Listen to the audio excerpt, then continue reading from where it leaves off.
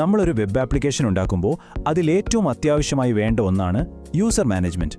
അതായത് ഒരു അഡ്മിന് പുതിയ യൂസർമാരെ ചേർക്കാനും നിലവിലുള്ളവരെ കാണാനുമൊക്കെയുള്ളൊരു പേജ്.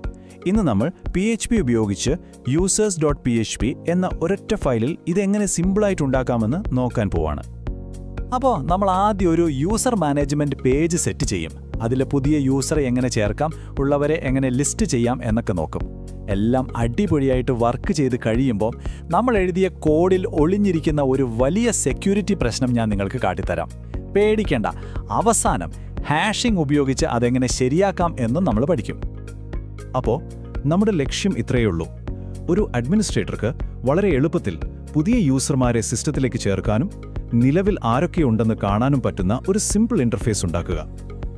ഇതിൻ്റെ ഒരു രസം എന്താണെന്ന് വെച്ചാൽ, ഈ ഫീച്ചർ മുഴുവനായി നമ്മൾ ഉണ്ടാക്കാൻ പോകുന്നത് ഒരൊറ്റ ഫയൽ വെച്ചാണ്, users.php. യൂസറെ ചേർക്കാനുള്ള ഫോം, ആ ഡാറ്റ പ്രോസസ്സ് ചെയ്യാനുള്ള ലോജിക്ക്, യൂസർമാരെ ലിസ്റ്റ് ചെയ്യാനുള്ള കോഡ് എല്ലാം ഇതിൽ തന്നെ. ശരി, അപ്പോൾ നമുക്ക് ആദ്യത്തെ ഭാഗത്തേക്ക് കിടക്കാം അല്ലേ? എങ്ങനെ ഒരു പുതിയ യൂസറെ നമ്മുടെ ഡേറ്റാബേസിലേക്ക് ചേർക്കാം?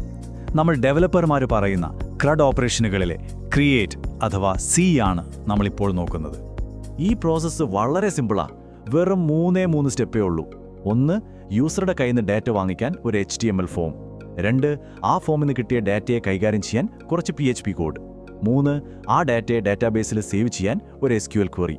അത്രേ ഉള്ളൂ. ഇതാണ് നമ്മുടെ ഫോം. യൂസറെ ചേർക്കാൻ നമുക്ക് വേണ്ടത് ഇതാണ്. ഇതിൽ പേര് കൊടുക്കാനുള്ളൊരു ഫീൽഡ്, ഇമെയിൽ, പാസ്വേഡ്, പിന്നെ യൂസറുടെ റോൾ സെലക്ട് ചെയ്യാനുള്ളൊരു ഡ്രോപ്പ് ഡൗൺ. അതായത് യൂസർ ഒരു അഡ്മിനാണോ, ഫാക്കൽറ്റി ആണോ, അതോ സ്റ്റുഡൻ്റ് ആണോ എന്ന് തിരഞ്ഞെടുക്കാം. അപ്പോൾ യൂസർ ആ ഫോം ഫിൽ ചെയ്ത് ആഡ് യൂസർ ബട്ടൺ ക്ലിക്ക് ചെയ്യുമ്പോൾ എന്ത് സംഭവിക്കും? നമ്മുടെ PHP കോഡ് ഉണർന്ന് പ്രവർത്തിക്കാൻ തുടങ്ങും. നമ്മൾ ആദ്യം തന്നെ ഇതൊരു പോസ്റ്റ് റിക്വസ്റ്റ് ആണോ എന്ന് ചെക്ക് ചെയ്യും. ആണെങ്കിൽ ഫോമിൽ നിന്ന് കിട്ടിയ ആ പേരും ഇമെയിലും പാസ്വേഡും റോളുമെല്ലാം ഓരോ വേരിയബിളിലേക്ക് എടുത്ത് വയ്ക്കും. ഡേറ്റ കയ്യിൽ കിട്ടിയാൽ പിന്നെ എന്ത് ചെയ്യണം? ഡാറ്റാബേസിലോട്ട് സേവ് ചെയ്യണമല്ലേ? അതിനാണ് നമ്മളൊരു ഇൻസേർട്ട് സ്റ്റേറ്റ്മെൻറ്റ് ഉപയോഗിക്കുന്നത്. പക്ഷേ ഇവിടെ ഏറ്റവും പ്രധാനപ്പെട്ട ഒരു കാര്യമുണ്ട്. നമ്മളൊരു പ്രിപ്പയർഡ് സ്റ്റേറ്റ്മെൻറ്റാണ് ഉപയോഗിക്കുന്നത്. ഇത് SQL ഇഞ്ചക്ഷൻ പോലുള്ള അറ്റാക്കുകളിൽ നിന്ന് നമ്മുടെ ആപ്ലിക്കേഷനെ സംരക്ഷിക്കും. ബൈൻഡ് പാരാം വെച്ച് ഡേറ്റ സുരക്ഷിതമായ ടേബിളിലേക്ക് നമ്മൾ ഇൻസേർട്ട് ചെയ്യുന്നു. കൊള്ളാം. അപ്പോൾ യൂസർമാരെ ചേർക്കാൻ നമ്മൾ പഠിച്ചു. ഇനി അടുത്ത സ്റ്റെപ്പ് എന്താ? നമ്മൾ ചേർത്ത ഈ യൂസർമാരെയൊക്കെ നമുക്ക് കാണണ്ടേ? അതിനുള്ള വഴിയാണ് അടുത്തത്, CRUDയിലെ റീഡ് ഓപ്പറേഷൻ. യൂസർമാരെ ലിസ്റ്റ് ചെയ്യാനും നമുക്ക് വേണ്ടത് ഒരു സിമ്പിൾ SQL ക്വരിയാണ്. യൂസേഴ്സ് ടേബിളിൽ പോയി നമുക്ക് വേണ്ട വിവരങ്ങളായ ID, പേര്, ഇമെയിൽ, റോൾ, പിന്നെ എപ്പോഴാണ് ചേർത്തത് എന്ന തീയതി, ഇതെല്ലാം സെലക്ട് ചെയ്തെടുക്കുന്നു. ഏറ്റവും അവസാനം ചേർത്ത യൂസറെ ആദ്യം കാണിക്കാൻ വേണ്ടിയാണ് order by created at DESC എന്ന് കൊടുത്തിരിക്കുന്നത്. കണ്ടോ, നമ്മുടെ SQL ക്വറി റൺ ചെയ്ത് കഴിയുമ്പോൾ കിട്ടുന്ന ഔട്ട്പുട്ടാണിത്. എങ്ങനെയുണ്ട്? ഡാറ്റാബേസിൽ നിന്നുള്ള ഡേറ്റയെ നമ്മൾ നല്ല വൃത്തിയുള്ളൊരു ടേബിളായിട്ട് അഡ്മിനെ കാണിച്ചു കൊടുക്കുന്നു. ഓരോ യൂസറുടെയും വിവരങ്ങൾ ഒറ്റ നോട്ടത്തിൽ മനസ്സിലാക്കാൻ ഇത് സഹായിക്കും. അപ്പോൾ നമ്മുടെ യൂസർ മാനേജ്മെന്റ് പേജ് റെഡിയായി. പുതിയ യൂസർമാരെ ചേർക്കാം, ലിസ്റ്റ് ചെയ്യാം, എല്ലാം പെർഫെക്റ്റ് ആയിട്ട് വർക്ക് ചെയ്യുന്നുണ്ട്. പക്ഷേ ഞാൻ തുടക്കത്തിൽ പറഞ്ഞതുപോലെ ഈ കോഡിൽ വളരെ അപകടം പിടിച്ചൊരു സുരക്ഷാ വീഴ്ച ഒളിഞ്ഞിരിപ്പുണ്ട്. ഒറ്റ നോട്ടത്തിലൊരു പ്രശ്നവും തോന്നില്ല അല്ലേ? എല്ലാം ഭംഗിയായി പ്രവർത്തിക്കുന്നുണ്ട്. പക്ഷേ പാസ്വേഡുകൾ നമ്മൾ കൈകാര്യം ചെയ്യുന്ന രീതിയിലാണ് ഇവിടുത്തെ ഏറ്റവും വലിയ പിഴവ്. എന്താണെന്ന് നമുക്ക് നോക്കാം. പ്രശ്നം മുഴുവൻ കിടക്കുന്നത് ഈ ഒരൊറ്റ വരിയിലാണ്, $password എന്ന്. കണ്ടോ, ഇതിൻ്റെ അർത്ഥം എന്താണെന്ന് വെച്ചാൽ, യൂസർ എന്ത് പാസ്വേഡാണോ ടൈപ്പ് ചെയ്തത് അത് അതേപോലെ ഒരു മാറ്റവുമില്ലാതെ നമ്മൾ ഡാറ്റാബേസിൽ കൊണ്ടുപോയി സേവ് ചെയ്യുന്നു. ഇതിനെയാണ് പ്ലെയിൻ ടെക്സ്റ്റായി പാസ്വേഡ് സേവ് ചെയ്യുക എന്ന് പറയുന്നത്. ഇത് വളരെ അപകടകരമാണ്. ഈ വ്യത്യാസം ഒന്ന് നോക്കൂ, അപ്പോൾ നിങ്ങൾക്ക് കാര്യം പിടികിട്ടും. ഇടതുവശത്ത് കാണുന്നത് നമ്മൾ ഇപ്പോൾ ചെയ്യുന്ന രീതിയാണ്.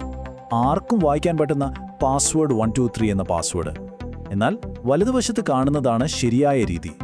ആർക്കും യഥാർത്ഥ പാസ്വേഡ് എന്താണെന്ന് കണ്ടുപിടിക്കാൻ പറ്റാത്ത ഹാഷ് ചെയ്ത ഒരു രൂപം. ഇതൊരു ചെറിയ പിഴവല്ല. നമ്മുടെ ഡാറ്റാബേസ് എങ്ങാനും ഒരു ഹാക്കറുടെ കയ്യിൽ കിട്ടിയാൽ അയാൾക്ക് എല്ലാ യൂസർമാരുടെയും പാസ്വേഡുകൾ അതേപടി വായിച്ചെടുക്കാൻ പറ്റും. അത് എത്രത്തോളം അപകടകരമാണെന്നൊന്ന് ആലോചിച്ചു നോക്കൂ. ശരി, അപ്പോൾ പ്രശ്നം നമുക്ക് മനസ്സിലായി. ഇനി പരിഹാരം വേണ്ടേ? പാസ്വേഡുകൾ സുരക്ഷിതമായി സൂക്ഷിക്കാനുള്ള ഇൻഡസ്ട്രി സ്റ്റാൻഡേർഡ് സൊല്യൂഷനാണ് പാസ്വേഡ് ഹാഷിംഗ്. വളരെ സിമ്പിളായി പറഞ്ഞാൽ, ഹാഷിംഗ് എന്ന് പറഞ്ഞാൽ ഒരു പാസ്വേഡിനെ എടുത്ത് അതിനെ തിരിച്ചെടുക്കാൻ പറ്റാത്ത ഒരു കോഡാക്കി മാറ്റുന്ന പരിപാടിയാണ്. അതായത് പാസ്വേഡ് 123 എന്നതിനെ നമുക്കൊരു ഹാഷ് ആക്കാം. പക്ഷേ ആ ഹാഷിൽ നിന്ന് തിരിച്ച് പാസ്വേഡ് 123 എന്നതിലേക്ക് എത്താൻ ഒരു വഴിയുമില്ല. അതൊരു വൺ വേ പ്രോസസ്സാണ്. ഹാഷിംഗ് ഇത്രയ്ക്ക് സുരക്ഷിതമാകാൻ കുറച്ച് കാരണങ്ങളുണ്ട്. ഒന്ന്, ഇതൊരു വൺ വേ ആയതുകൊണ്ട് ഡാറ്റാബേസ് ലീക്കായാലും പാസ്വേഡ് ആർക്കും കിട്ടില്ല. 2, യൂസർ ലോഗിൻ ചെയ്യുമ്പോൾ അവർ ടൈപ്പ് ചെയ്യുന്ന പാസ്വേഡിന്റെ ഹാഷ് ഉണ്ടാക്കി ഡാറ്റാബേസിലെ ഹാഷുമായിട്ടാണ് നമ്മൾ ഒത്തുനോക്കുന്നത്, അല്ലാതെ പാസ്വേഡുകൾ തമ്മിലല്ല. പിന്നെ സോൾട്ടിംഗ് എന്നൊരു ടെക്നിക്ക് ഉപയോഗിക്കുന്നത് കൊണ്ട് സുരക്ഷ ഇനിയും കൂടും.